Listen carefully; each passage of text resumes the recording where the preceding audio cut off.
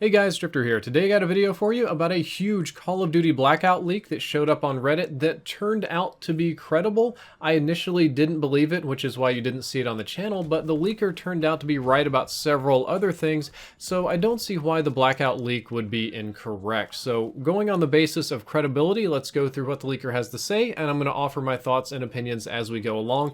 The gameplay is Call of Duty World War II. I am using the Wanderlust class, which gives me a random weapon every time I spawn, or hit triangle to change weapons.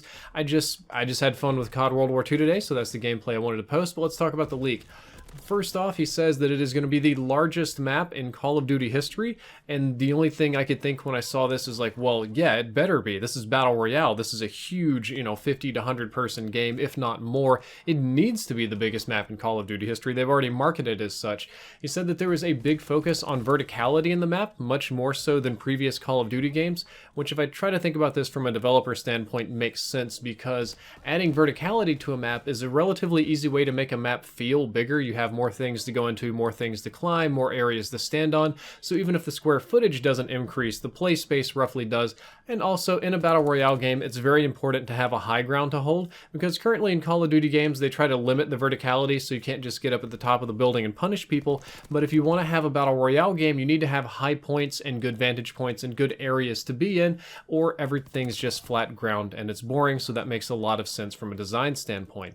One of the more fun things he talked about is that supposedly the middle of the map is just an island with a version of Nuketown on it and surrounded by water. The story is that it's Nuketown after the bomb has gone off, so there's a big crater and Nuketown is still there in a somewhat destroyed form. It's more similar to the zombies Nuketown, and water all around it, making it somewhat more difficult to access. And to me that sounds incredibly fun because the map is supposed to be filled with lots of iconic Call of Duty locations, or Black Ops locations. I don't think they're pulling from Infinity Ward's brand at all, but if you think about what would be the most iconic location, what should be the big circle on the center of the map, it's got to be Nuketown, and that sounds super fun. I think that's where everybody's going to land and try to kill each other. It's going to be the new military base. It's going to be the new Tilted Towers. It's going to be the new Picado. That's where everybody's going to be going. As for that section of the leak, it all sounds about right to me if I stop and really think about it. If you want to increase map play space, if you want to have a big map, if you want to do those designs, it logically flows. There was some discussion about vehicles in the game. It currently has land, air, and sea vehicles. We didn't get specifics on what type of vehicles, but land, air, and sea, which is kind of shocking for me in a multiplayer COD game. However, currently only the ATV works. The boats and airplanes in whatever capacity are non-functional in whatever alpha they're doing, and you can ride around on the ATV, and that's about it. I think this is really good for fun. You want a Battle Royale game or any Call of Duty game, or honestly any game just to be fun. Adding vehicles like ATVs, helicopters, boats, I assume, jet skis, something like that will be incredibly fun. And I think the number one comment on the Reddit thread was like, yeah, well, if the ATV's the only thing working, that says a lot about the development of the game and the progress. From my experience, it really doesn't. Vehicles tend to be one of the very last things the developers put into games. If you guys had played any of the Battlefield or Titanfall, like really early alphas, they had some very questionable, I would do Dr. Evil, air quotes, vehicles. In Battlefield 1, the vehicles were like, the horses were like big square green blobs that didn't have animations that just like teleported around the map, and that was surprisingly close to Gamescom, so it doesn't surprise me at all that the vehicles are going to be added last, so I wouldn't really worry about that. The thing that does worry me is the next section. Currently, Treyarch is aiming for a minimum of 50 players. They are currently testing on their servers 64 players at a time, hoping to get 64 stable, and then with some plans to expand that to as many as possible, if possible. I think that 50 does need to be the bare minimum. Anything less than 50 is not Battle Royale, outside of maybe a few little like niche specialty games that play different. But for a shooter, 50 is about as small as a Battle Royale can be without it just feels like a big, TDM server. However, I will admit that Island of 9 does really well with just 50 players. That's the video link down there below in the description. That only has 50 players and it's very COD-like, but it does really, really well and it doesn't feel that small. Personally, I would want 60 to 75 to be on the lower end of what I would call a Battle Royale game. And ideally, I would love to see Call of Duty Blackout with 100 players. 100 players is really where the money is at, or there's this Maverick game that wants to have like thousands of players. We'll see how that pans out. But my guess is that in beta, I imagine like when we get this like Blackout beta, I bet it launches with about 50 players. I bet the final launch in October is going to be 64. And I bet that at some point post-launch, when there's less load on the servers, when they've optimized it, when they've had a little more time, it goes up to 75 or 100, though I would love to see 100 on launch. It does scare me though that the leaker is saying there's not 100 native. I was really hoping for 100 if not 200 native players. The player base health is reported at 150 hit points, just like in multiplayer, but with some armor you can pick up that can negate about one shot, which again seems very similar to the multiplayer armor, and it makes total sense that they would reuse these kind of assets. You restore any health that you've lost with replenishable medkits that you pick up, and there's supposed to be armor-piercing rounds on the map that can negate the effects of the armor, which I think is a really good idea for a pickup. People should have to scavenge their ammo, and it's really fun to find special types of ammo, like slug rounds for shotguns, incendiaries for snipers, or something really fun like that. So armor piercing makes sense. I do worry about the time to kill being too fast, kind of like Island of 9 having a stupidly fast time to kill. I worry that Blackout or Call of Duty Blackout Battle Royale is going to have a stupidly fast time to kill, and people are just going to get deleted before they can react, even more so than in multiplayer. I'm more directly thinking about PUBG and comparing this to that. A lot of times in PUBG, when you take shots, at least it will say a medium range engagement, you have the time to slide out of the way and get behind a tree or something, unless maybe they hit you in the head, or maybe a whole team fires on you. But in almost every popular Battle Royale game, there is an initiation of a gunfight, and people lose and win gunfights, and a little bit less so people just getting completely explodified. Though in the case of PUBG, that definitely happens close range, and it definitely happens when you play against Shroud or Ninja or somebody like that. I just don't want the time to kill on Blackout to be stupidly fast, and I also would like my armor pickups to be worth something. That was one of the big criticisms I had about Islands of 9, is that I can get like maximum tier armor and shield, and it just doesn't make any difference. I'm going to feel really frustrated in COD Blackout if I pick up all this armor and stuff, and it doesn't make any significant difference in the gunfight. Speaking of armor and pickups and things like that, there is a limited inventory in the game, which is increased via backpacks, according to the leaker.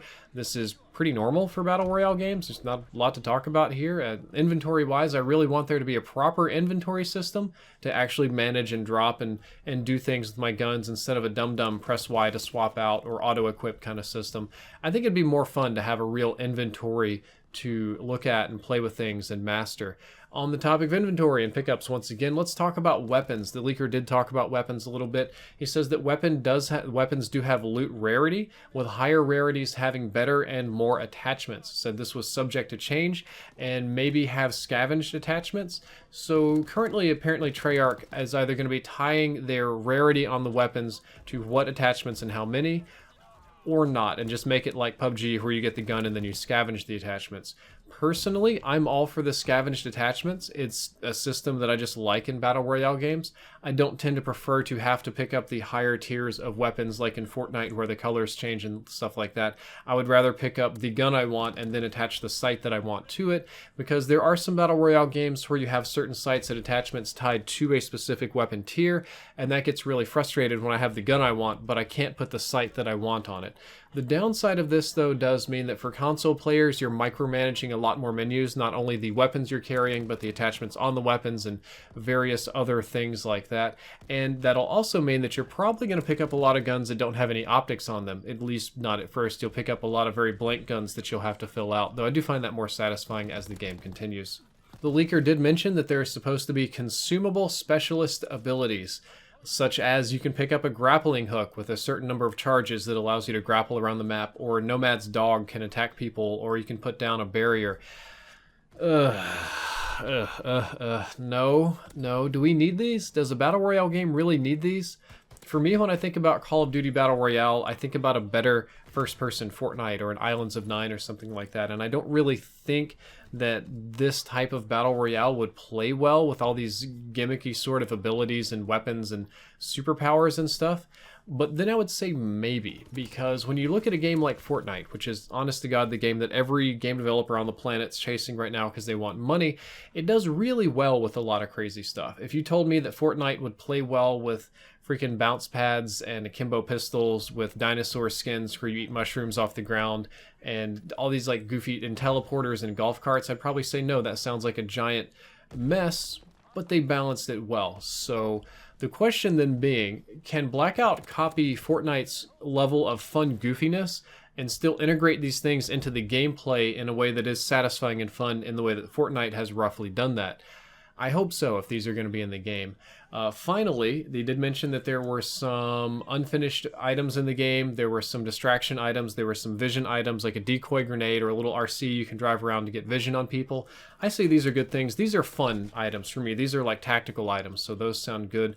And lastly, there is a discussion amongst Treyarch. Supposedly, they can't decide if they want to let people parachute into the map or if they want to do Call of Duty Online style tube insertions. So if you haven't played Call of Duty Online's Battle Royale, which is only 18 players, basically you pick a spawn building or zone and you get in a tube, and the tube shoots you up from the ground and you kind of spawn ground level.